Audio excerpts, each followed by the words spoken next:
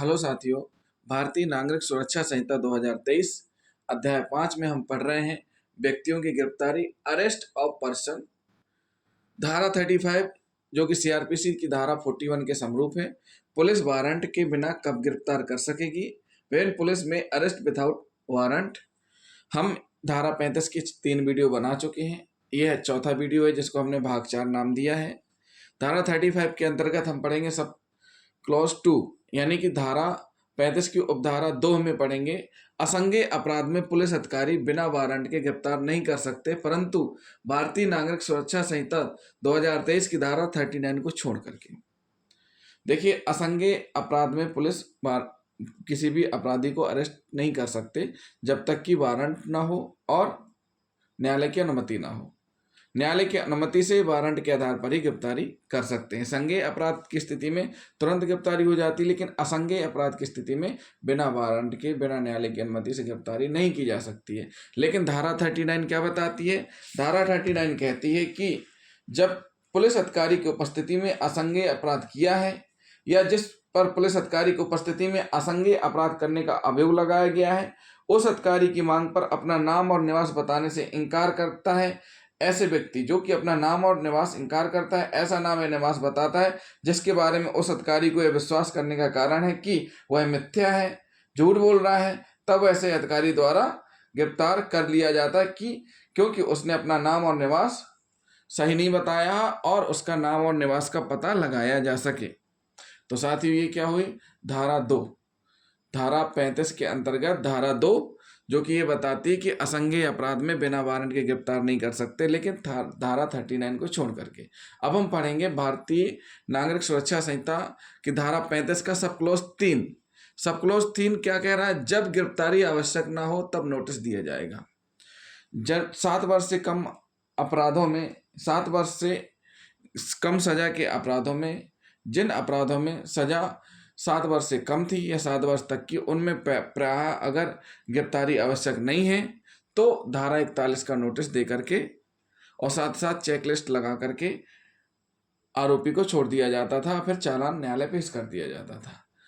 तो ये जो 41 सीआरपीसी का नोटिस दिया जाता था, अब उसकी जगह क्या हो गया है?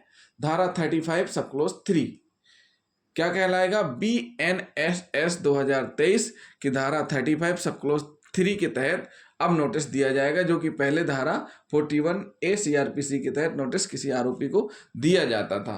तो क्या कहती है सब क्लोज? कहती है कि पुलिस अधिकारी ऐसे सभी मामलों में जिनमें उपधारा 1 के अधीन किसी व्यक्ति की गिरफ्तारी अपेक्षित नहीं है, उस व्यक्ति को जिसके विरुद्ध इस बारे में उचित परिवाद किया जा चुका है या विश्वसनीय सूचना प्राप्त हो चुकी है या उचित संदेह विद्यमान है कि उसने संज्ञेय अपराध किया है, उसके समक्ष या ऐसे अन्य स्थान पर जो सूचना में विनिर्दिष्ट किया जाए, उपसंजात होने के लिए निर्देश देने हेतु सूचना जारी करेगा। एक नोटिस जारी करेंगे। कौन करेगा? पुलिस अधिकारी, जिसमें स्पष्ट रहेगा कि जो नोटिस की शर्तें हैं उनको वह व्यक्ति मानेगा जिसके लिए नोटिस दिया गया है। जब जब बुलाया जाएगा, जिस स्थान पर बुलाया जाएगा, उपस्थित होगा, जहां पर उपस्थित करने के लिए नोटिस दिया जाएगा वहां पर वो उपस्थित होगा। अब धारा 35 की सब क्लोज 4 क्या बोल रही है?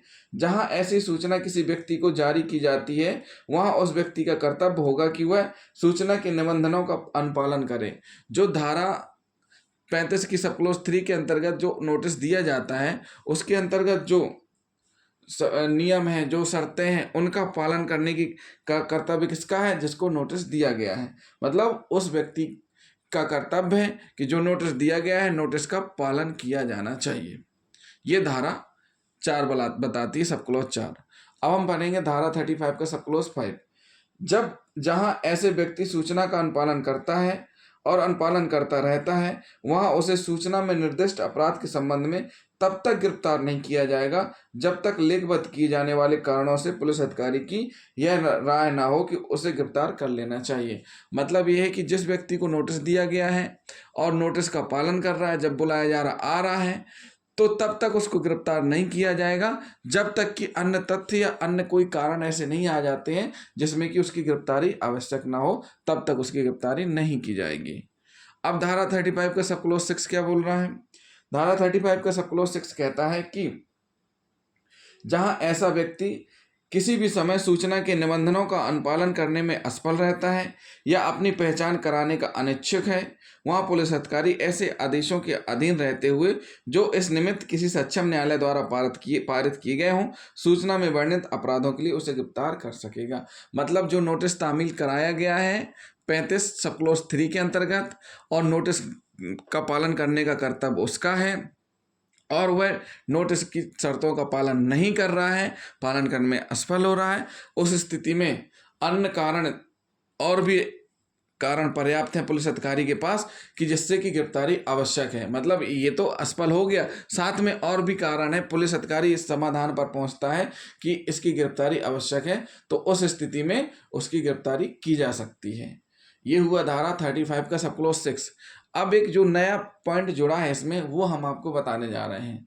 धारा 35 भारतीय नागरिक सुरक्षा संहिता 2023 की धारा 35 का सब क्लॉज 7, ये नया जोड़ा गया है, पहले सीआरपीसी में नहीं था। क्या कह रही है सब क्लॉज 7? कोई भी गिरफ्तारी ऐसे अपराध के मामले में जो 3 वर्ष से कम के कारावास से दंडनीय है, और ऐसा व्यक्ति जो गंभीर बीमारी से पीड़ित है या 60 वर्ष से अधिक की उम्र का है, ऐसे अधिकारी को डीएसपी से अनुमति लेकर के ही उसकी गिरफ्तारी करनी है। देखिए, स्पष्ट किया गया है कि एक ऐसा अपराध जिसमें कि सजा 3 वर्ष से कम है, एक ऐसे व्यक्ति के द्वारा किया जाता है जो कि गंभीर बीमारी से जूझ रहा है, उसको गंभीर बीमारी है, और उसकी उम्र 60 वर्ष से अधिक है। इस स्थिति में पुलिस अधिकारी को डीएसपी से परमिशन लेकर ही गिरफ्तारी करनी होगी। यह बताती है धारा 35 की सब क्लॉज 7। तो साथियों, समझ में आया? फिर से हम 7 रिपीट कर देते हैं। धारा 35 की सब क्लॉज 7 कहती है कि जिस व्यक्ति के द्वारा एक ऐसा अपराध कर दिया जाता है जिसमें सजा का प्रावधान 3 वर्ष से कम है, ऐसी स्थिति में जो अपराध करने वाला व्यक्ति है गंभीर बीमार हो और 60 वर्ष से अधिक की उम्र हो उसकी, तो ऐसी स्थिति में पुलिस अधिकारी गिरफ्तारी करने से पहले अगर आवश्यक है उसकी गिरफ्तारी, तो डीएसपी से परमिशन लेकर ही गिरफ्तारी करेगा। तो साथियों, ये हुआ हमारा धारा 35 भारतीय नागरिक सुरक्षा संहिता का, यहाँ खत्म हुआ। अब हम अगले वीडियो में आपको बताएंगे धारा 36 गिरफ्तारी की प्रक्रिया और गिरफ्तार करने वाले अधिकारी के कर्तव्य क्या होते हैं। तो जिन साथियों ने अभी तक हमारा चैनल सब्सक्राइब नहीं किया है, तो सबसे पहले हमारे चैनल को सब्सक्राइब कर लें और वीडियो को अधिक से अधिक शेयर करें, साथ ही साथ कमेंट भी करते जाएं। थैंक यू दोस्तों।